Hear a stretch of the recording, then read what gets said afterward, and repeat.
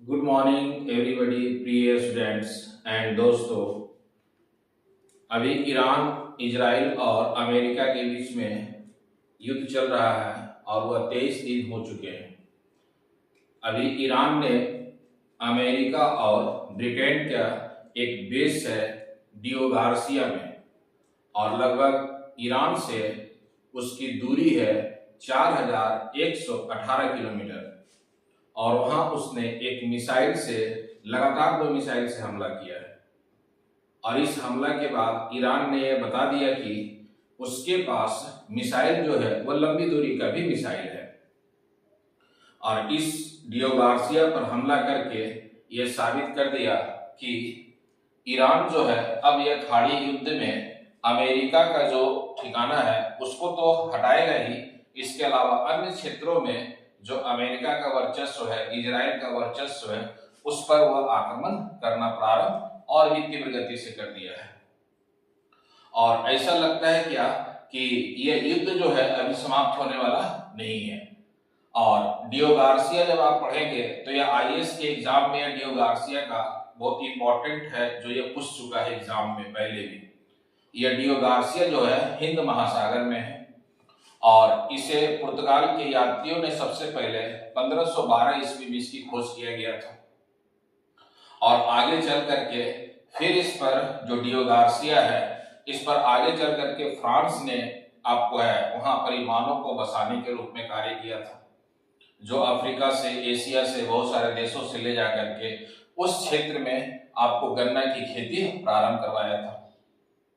तो ये deo Garcia जो हिंद महासागर में आपको आर्थिक, रणनीतिक, यह अमेरिका और ब्रिटेन का एक बेस है। फिर आप पढ़ेंगे कि जब वर्ल्ड हिस्ट्री पढ़ते हैं, एक इसमें फ्रांस के बीच में और ब्रिटेन के बीच में एक वाटरलू का युद्ध होता है 1814 ईस्वी में, 1814 और 15 ईस्वी में। उस वाटरलू के युद्ध में नेपोलियन बोनापार्ट को ब्रिटेन की द्वारा पराजित कर दिया जाता है। और इसी देखिएगा, इसी संदर्भ में जब आप पढ़ेंगे तो 1814 ईस्वी में ये डियो गार्सिया जो है खास करके इस पर फ्रांस से ब्रिटेन को मिल जाता है। और यही ब्रिटेन जो है 1965 ईस्वी में इसको मॉरिशस से अलग करके एक अलग रणनीतिक क्षेत्र बना देगा। और यहीं पर एक क्षेत्र और भी है, चागोस, जिस पर कानूनी कार्रवाई भी किया गया 2024 में। उस पर अंतर्राष्ट्रीय न्यायालय ने बताया किया कि इस क्षेत्र पर अधिकार जो ब्रिटेन का है वह अवैध है। तो इन सभी मैटर पर भी हम लोग देखेंगे, इसके इतिहास के संबंध में भी देखेंगे। और ईरान जो इतनी लंबी दूरी तक मिसाइल से मार किया है, उसका कौन सी मिसाइल है वह भी हम लोग देखेंगे। क्योंकि डियो गार्सिया का प्रयोग अमेरिका ने शीत युद्ध में सोवियत संघ के खिलाफ प्रयोग किया था, वो उस क्षेत्र का।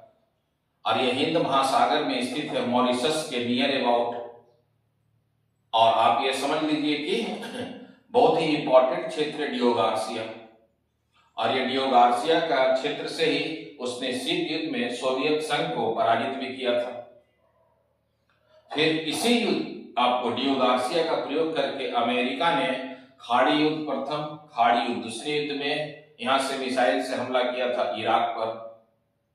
फिर आगे चल करके आप पढ़ेंगे गल्फ युद्ध जो होता है, खाड़ी युद्ध के बाद इराक को पराजित किया जाता है यहां से मिसाइल से। फिर आगे चल करके अफगानिस्तान पर भी यहां से मिसाइल दागा जाता है। तो डियो गार्सिया जो है बहुत ही इंपॉर्टेंट आपको है रणनीतिक और आपको है आर्थिक क्षेत्र के रूप में प्रसिद्ध है। इसीलिए डियो गार्सिया के इतिहास के विषय में भी थोड़ा देखते हैं। और डियो गार्सिया पर जो हमला किया गया है ईरान के द्वारा, यह विश्व के देशों के लिए एक आश्चर्यचकित हो गया है कि कम से कम 4118 किलोमीटर डिस्टेंस तक मिसाइल से हमला किया गया है। और यहाँ पे जितने भी है, खास करके जो डियो गार्सिया जो क्षेत्र है, यह अमेरिका का और ब्रिटेन का एक बेस है, जहां हथियार रखा हुआ है, जहां विभिन्न प्रकार का मिसाइल रखा हुआ है, जहां विभिन्न प्रकार का आपको एयरक्राफ्ट है उसका। तो इन्हीं सभी संदर्भ में हम लोग चर्चा करेंगे। और यह युद्ध के संदर्भ में ही मुख्य बिंदु तो है, लेकिन यहाँ जो हम लोग जो चर्चा कर रहे हैं, जो मैं टॉपिक जो मैं पढ़ा रहा हूँ वो डियो गार्सिया के संबंध में, क्योंकि ईरान के द्वारा डियो गार्सिया पर हमला किया गया है। डियो गार्सिया जो था पहले यह मॉरिशस का एक पार्ट रहेगा, लेकिन 1965 में क्या करेगा कि डियो गार्सिया से को मॉरिशस से अलग कर दिया जाएगा। और एक क्षेत्र और भी है, चौगोस द्वीप समूह है। तो उन सभी संदर्भ में मैं लिख चुका हूं बोर्ड पर, मैं मैप से भी समझा चुका हूं, आप देखेंगे तो यह आपको है अफ्रीका महाद्वीप है। पहले मैं मैप से आपको समझाने की कोशिश करता हूं कि यह क्षेत्र कहां पड़ रहा है। यह हो गया अफ्रीका महाद्वीप जो आप देख रहे हैं, यह पूरा हिंद महासागर है, यह अरब सागर, यह बंगाल की खाड़ी और यह हिंद महासागर का पूरे क्षेत्र है। यहां आप देखिएगा तो यह आपको है खास करके स्वेज कैनल है, यह लाल सागर है जो आप पढ़ेंगे, यह आप पढ़े होंगे फारस की खाड़ी है और यह ओमान की खाड़ी है। और जो मैं इससे पहले वीडियो बनाए हैं वो आपको स्ट्रेट ऑफ हार्मुज यहाँ है, यह आप जब पढ़ेंगे ये पूरा अफ्रीका के संदर्भ में हो गया, ये इजिप्ट के संबंध में हो गया आप पढ़ेंगे। और यह जो है सऊदी अरब हो गया, इराक हो गया फारस की खाड़ी के उत्तर में, यह ईरान हो गया, यहाँ अफगानिस्तान है, ईरान से सटा हुआ अफगानिस्तान है और उसी से सटा हुआ आपको पाकिस्तान है और भारत लगा हुआ है। यहाँ आप जब देखेंगे हिंद महासागर में तो यह भारत की भौगोलिक स्थिति है और इसी के साथ में आप पढ़ेंगे श्रीलंका है जो सबसे इंपॉर्टेंट है।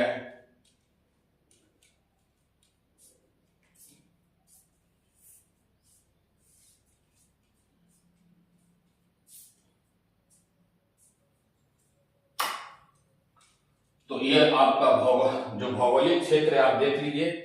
और यह जो मैंने निशान बनाया यह डियो गार्सिया है, यह डियो गार्सिया पर जो है यूनाइटेड किंगडम और यूनाइटेड स्टेट का क्या है एक सैन्य अड्डा है।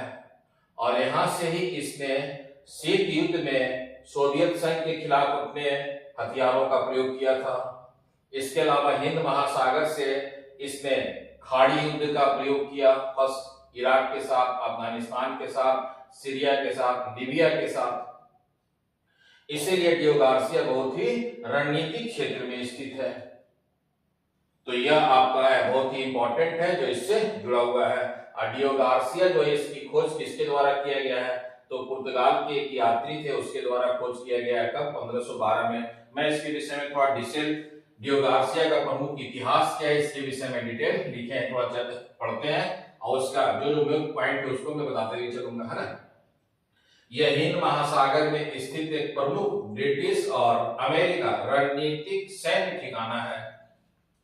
यह दोनों का है सैन्य ठिकाना आप कह सकते हैं, मिलिट्री कैंप है जो किसका यूनाइटेड किंगडम का और यूनाइटेड स्टेट्स का, दोनों का डियो गार्सिया में है, जिसका इतिहास मूल निवासियों के जबरन विस्थापन 1968 से लेकर के 1973 के कारण विवादित रहा है। क्योंकि इन दोनों देशों ने मिलकर के यहाँ जो थे बहुत सारे मूल निवासी थे उनको यहाँ से हटा करके मॉरिशस और सेशल्स में शिफ्ट कर दिया गया। मैं आगे लिखे भी होंगे, यहाँ देखिए लिखे हुए हैं, मॉरिशस और सेशल्स द्वीप में भेज दिया गया था। लगभग में 1500 से 2000 वहां के मूल निवासी थे। तो इसीलिए यह विवाद का भी विषय बना हुआ है आपको है, तो आप याद रखिएगा यह इंपॉर्टेंट है। फिर 1512 में पुर्तगाल नाविकों द्वारा इसकी खोज की गई थी। फिर 16वीं शताब्दी में खोजे गए इस चागोस द्वीप समूह के द्वीप को 18वीं शताब्दी फ्रांस ने बसाया था। जो क्षेत्र खोजा गया था चागोस द्वीप समूह या आपको डियो गार्सिया, फ्रांस ने 18वीं शताब्दी में यहाँ पे बसाया।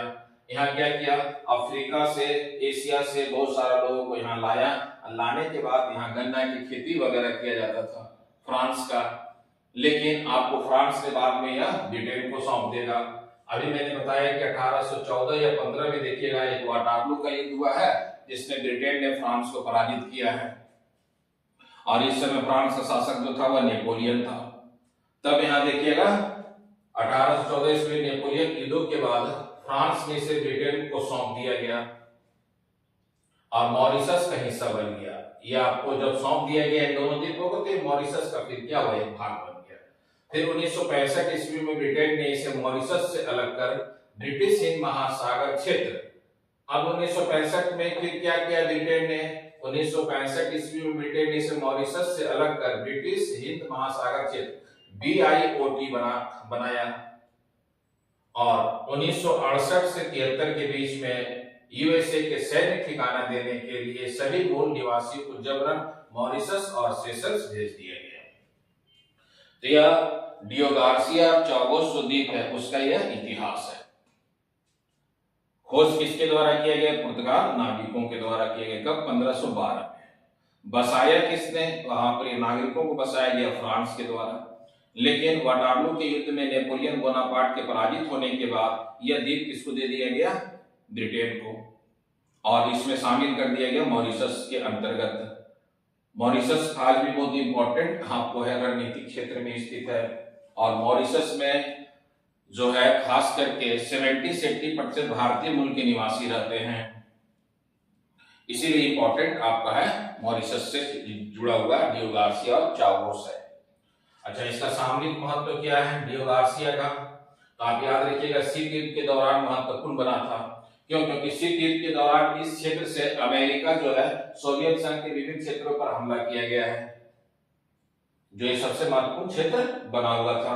अच्छा, इसका सामरिक महत्व क्या रहा है? तो यहां मैं लिखा हूं अमेरिका जो है युद्धों का लंच पैड है यह डियो गार्सिया, क्योंकि यूएसए ने यहाँ पर अपना जितनी भी है सैनिक अड्डा बनाए हुए ब्रिटेन के साथ मिल करके, और एशिया महाद्वीप में जितनी भी देश है वहां से निगरानी रखा जाता है, ताकि भविष्य में कोई भी एशिया महाद्वीप के कोई देश अमेरिका ब्रिटेन के अगेंस्ट में खड़ा ना हो सके।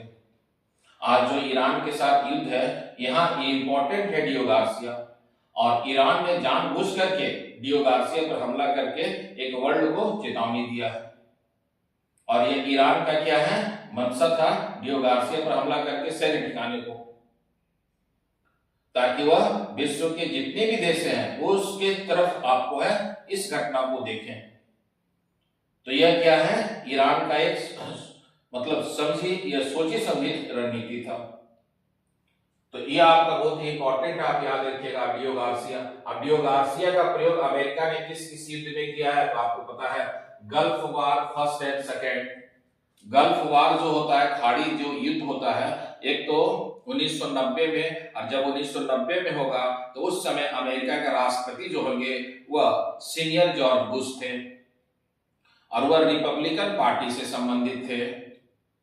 फिर 2000 के आसपास फिर खाड़ी युद्ध होगा सेकेंड, और खाड़ी युद्ध किसके बीच में होता है? तो आपको इराक और खास करके कुवैत के लेकर के होता है। क्यों? क्योंकि इराक ने कुवैत को अपने अधिकार में लेकर के सद्दाम हुसैन ने उसे इराक में शामिल कर लिया, उस पर हमला कर दिए थे।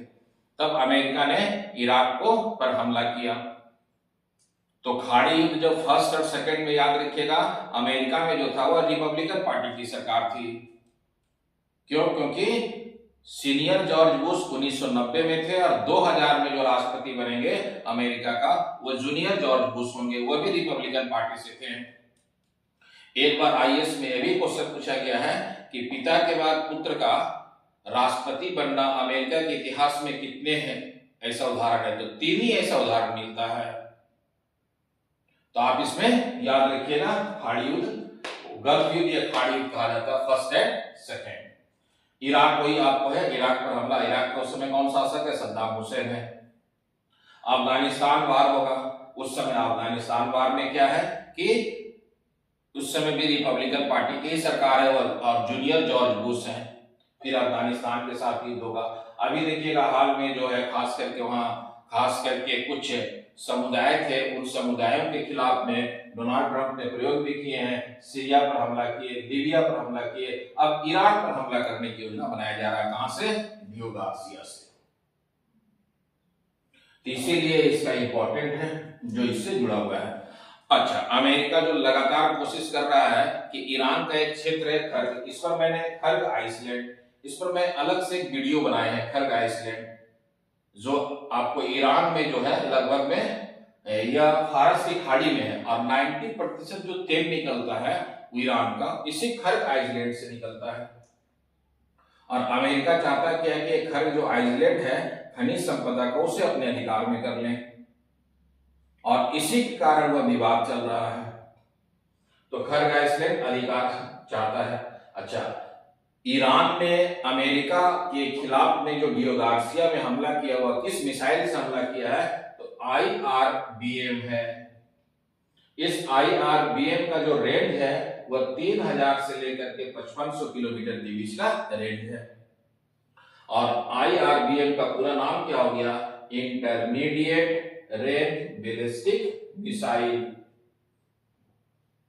और इस मिसाइल को जब फर्स्ट मिसाइल छोड़ा गया, फिर दूसरे मिसाइल को रोकने की कोशिश किया गया था। अमेरिका का डियो गार्सिया में जो था युद्धपोत, जिसका नाम है SM-3 इंटरसेप्टर, लेकिन वो रोकने में पूरी तरह से सफल नहीं हो पाया।